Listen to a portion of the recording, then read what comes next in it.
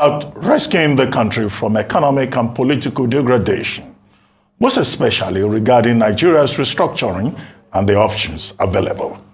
Joining us now is Professor Ladipo Adamolekun, a professor of public administration and former international staff of the World Bank, who recently turned 80. Good morning, Prof, and thank you very much for joining us on The Morning Show. Good morning, Ruben. Congratulations on your recent birthday. Thank you, sir. Well, and congratulations also to you on your 80th. Hello everyone, good day according to your time. Welcome back to Learning is the Key. Hope you guys are doing well. Please, if you are seeing my channel for the first time, don't forget to subscribe and kindly hit on the notification button. And if you are going to see this audio on Facebook, please don't forget to follow my page and kindly like and see that God bless you. Yes, guys. So what's new? What's new and what is new? So as the Nigeria is preparing for the election in 2023, a lot of things have been taking place, like the restriction of the cash using. Like, how can a country wake up without not considering like the poor people or the people that said things from hand to hand? We are talking about a country where a lot of things like buying without no card, where we have a lot of ignorance in the world. Like, yes, major part of Nigerians, I don't want to talk specifically about part where they are from or where they are not from, but we have a big problem in Nigeria of people that cannot read and write. That's pure, okay? So let's leave that because maybe one of these days we will really talk about that, because it's something that Nigeria should be ashamed of. Because even if you don't you don't have the possibility to attend university, how to write your name, the little things, text messages, these things should be like today fundamental in the life of every individual. Above all, in the life of the young Nigerians, it is important. But Nigeria is not considering the fact that it has a large number of this kind of people. Rather than it's just trying to make life difficult for them, the more.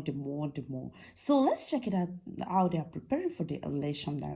As they're preparing for the election, a lot of things has taken place. Like yesterday, I saw a video where Tinubu was asking them, people their life to sack, like to bring down some journalists because they are not on inside. Because it's not that they are not on inside. A journalist shouldn't take part. Okay, whatever sentiment he has, he should keep it for himself. Why he tell you? That's why I told somebody the other day that, look, I'm just telling you how I'm saying the things. I'm not taking part. So a good journalist, according to that man there, he said he didn't take side with anybody. He is saying what he's saying and the way he's supposed to do it. And this man has been on journalism, yeah, for the more than 16 years of a life. Is it Tinubu that will now come to say, oh, this guy is not in my party, it's not campaigning for me? It shouldn't be so. Nigeria shouldn't be a country where they will push you to be taking side. The corruption we are having in Nigeria today is because people are forced to do what they don't want to do. So guys, I will give you this update so you can learn more about how they are preparing for this election. And I pray that God should really help us, because a lot of things have surfaced on social media lately that is really like it will give you a sleepless night. Okay, it's not the way the normal people prepare for election. God bless you, and I hope to see you in my next updates. Have a nice day. Ciao. Birthday in July and the publication of your autobiography, I Remember. Now, Nigeria is going through another round of transition. And we're all, this morning we've been talking about the 2023 general elections and the politicians. What do you think is the missing link in this entire political process? And what should we be more concerned about as Nigeria moves towards that transition in 2023? I'm a believer in Nigeria as a genuine, some say true federation. In 2005, I said that without devolution, Nigeria would not function properly. And in my Nigerian eye, getting politics right to make Nigeria work, I made 4 recommendations. And one of them, relevant to what we are saying, is that a devolved federation is a necessity, not a choice. I will give just one example. There is no federation in the world where you list local governments.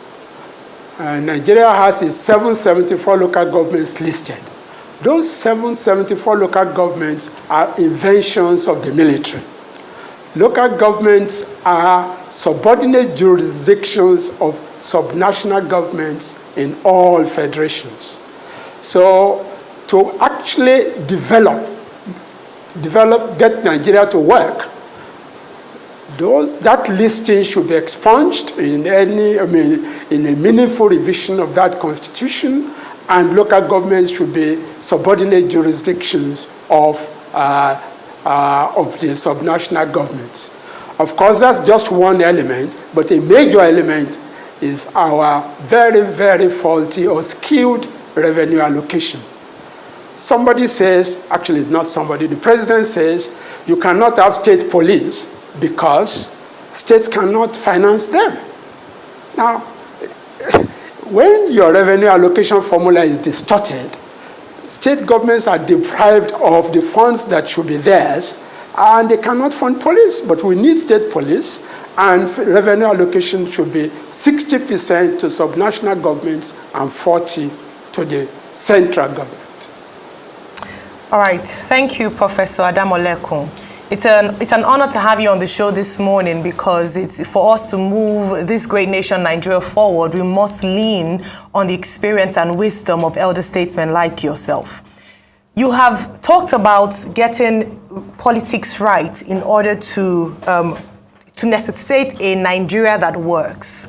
In your monograph, you talk about how Nigeria can work, and you refer to your time, when Nigeria worked at least better than it is now.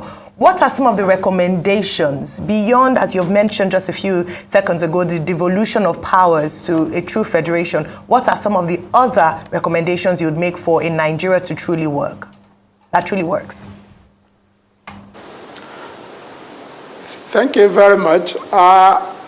Besides the devolved federal system, I also said that I also recommend that good democratic practice is essential to make Nigeria work. And by that I mean a genuine enforcement of the rule of law, respect for human rights. Because when you respect human individual rights, you are not only getting citizens involved, but the law that protects human rights is the same law that helps to ensure enforcement of property rights. There is evidence, or it is demonstrated, that effective rule of law helps economic development, just as it enhances the participation of citizens in governance. The third recommendation I made is the need for administrative competence. Both at the federal and state levels, governments complain of weak implementation capacity. Indeed, what I will call the president's lamentation in his October 1st speech, saying that the federal civil service was weak. Now, it's at the beginning of a government's role that it should focus attention on ensuring competent civil service, not in the 7th year, or at the beginning of the 7th year of an 8-year role. There is an example in the country, for instance, of how administrative competence made possible the giant development strides in Western Nigeria in the 50s, to the point that the outgoing premier of Western Nigeria in 1954 claimed that all the achievements were made possible to a considerable extent by the competence of the civil service. Universal primary education, first television in Africa, first TV, all of those achievements of Western Nigeria, not just the current Southwest, most of South were part of that Southwest that benefited. Administrative competence was a key. The other regions at the time also enjoyed administrative competence. So nationally, poverty level was just around 25% by the mid-60s. Today, it is 63%. And recently, it was a question of, is it the fault of the federal government or the fault of subnational governments? It is very clear. It is the fault of both levels of government. But as I've said, an over-centralized federation weakens the subnational governments. And I think that's the demonstration of what administrative competence can do and what the lack of administrative competence gives to you. And a competent, or rather a non-functioning, poor-performing governmental system. Okay, sir. Real quickly, all of this you said, they all sound right. The reason why we have administrative, or why we had administrative competence during the Western region of the 50s was because you had a larger-than-life intellectual warehouse leader called Obafemi Awolowo. In the East, you had Nnamdi Azikiwe. In the North, you had a Sardauna. But you cannot juxtapose that with the kind of leadership we have today. The leadership system, where predominantly you have thugs and all sorts of people with questionable character leading our country. Today, our leadership system selection process has become a pantomime. How do we get our leadership selection process right? Thank you very much. You remind me of my fourth recommendation, which is the need for development-oriented political leadership. And by that I mean a leader who focuses on growing the economy, reducing poverty, assuring security, and moving the country towards prosperity for all the citizens. That is the meaning of a development-oriented leadership. And I also provided four key characteristics. There will be others: intelligence, integrity, competence, and vision. You are quite right that if you look at the attributes of political leadership that I identify as desirable, those leaders you mentioned combined, well, I won't say most of them, but some of them. And that these days now, if you take integrity and competence, for instance, or even vision, because you must, for instance, Abiola's vision was make poverty history. Awolowo's vision was life more abundant for all, which is the prosperity I talked about. So we do have examples of what good leadership is. How do we ensure that our system produces good leaders? That's a very, very tough one. But I can tell you, the party system that is enshrined in the Constitution does not help us at all. Many of the provisions in Nigeria's 1999 Constitution on political parties deserve to be totally expunged. Apart from asking parties to align with the guiding policy principles stated in the Constitution, which I agree with, a constitution has no basis for saying parties should be all over the country, how their finances should be run. The result is that we do not have a viable political system because there's nobody who can emerge as leader within the context of the current constitution without going through our party system. And as I've said, our party system is fundamentally weak. So between now and 2023, you cannot get that sorted out. Which leads me to make the point that if you maintain the current constitution, whoever emerges as the president, unless he accepts, like Yar'Adua did, the process that brought me to power is faulty. and he set up an electoral review commission. The results are out. They've not been implemented to date. And that's part of why we're where we are, where we're in this trouble. What I'm trying to say is that the first thing to get Nigeria, to get politics right, is the change of our basic law. The basic law we have cannot take us to that promised land of a Nigeria that works. And I've given some examples, revenue allocation, and I've also talked about the party system, that the provisions in the Constitution should be expunged, other than aligning parties. Why shouldn't somebody aspire to govern a state? Why shouldn't a party aspire to govern a state? And you will then have parties that are national and parties that are either state-oriented or zonal-oriented. That's the way it will work. The current system of producing leaders through parties that must be everywhere in the federation leads to the kind of political leaders that you have described. So really, my answer to your question is fundamental. That is, our basic law the defects of our basic law lead part of the defects, especially those leading to political parties that have to produce the leaders, have to be expunged. And the leader you get or rather we get in 2023, but will not answer that your question. Well, Prof. But that leader needs to admit, yes.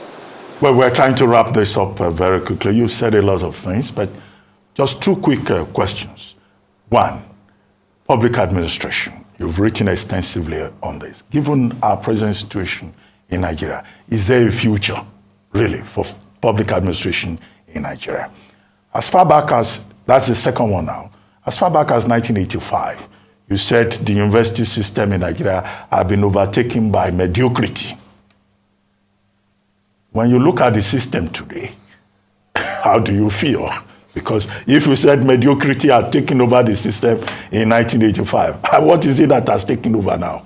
Will you define it as a tragedy? Thank you very much for your two questions. I will answer them very, very clearly. On public administration, again, it was the Yar'Adua administration that wanted or requested DFID to help with how Nigeria can achieve a world-class civil service.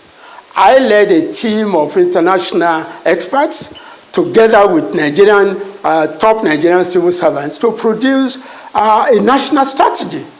I can tell you from experience from the World Bank, that strategy of public service that will work and that will lead us in the direction of our objectives, that strategy will compare with any strategy anywhere in the third world, even in developed countries.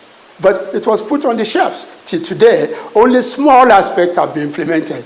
So public administration is critical. A president recognized that a strategy was produced, implementation was lacking. That's a very clear answer to your question. In other words, if we want to get competent administration, we know what to do, we know what is required, let them implement the strategy there. Of course, it will be updated and modified. Improvement is too strong in that context. Your second question, again, is one that touches me very, very much, because I spent most of my life in the educational system in this country at the tertiary level. And because I was concerned, again, I produced a recommendation on the need to establish and nurture Nigeria's elite universities. Nigeria cannot be economically competitive by year 2030 if we do not set the process in motion almost immediately. In fact, since 2018, when I made that recommendation, to at least identify, select 6 elite universities, one each from the geopolitical zones. That's not federal character, it is doable. And some of those universities are self-selected. ABU from Northwest, Ibadan from Southwest, Nsukka from Southeast. Let universities compete for the 3 other zones.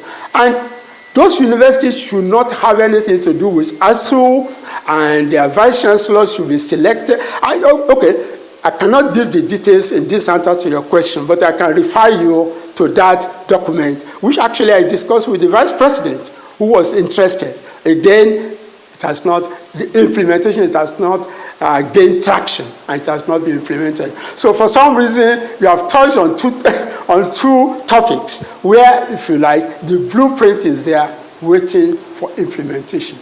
Well, thank you very much, Professor Adamu Alekun, for joining us on The Morning Show. Thank you very much.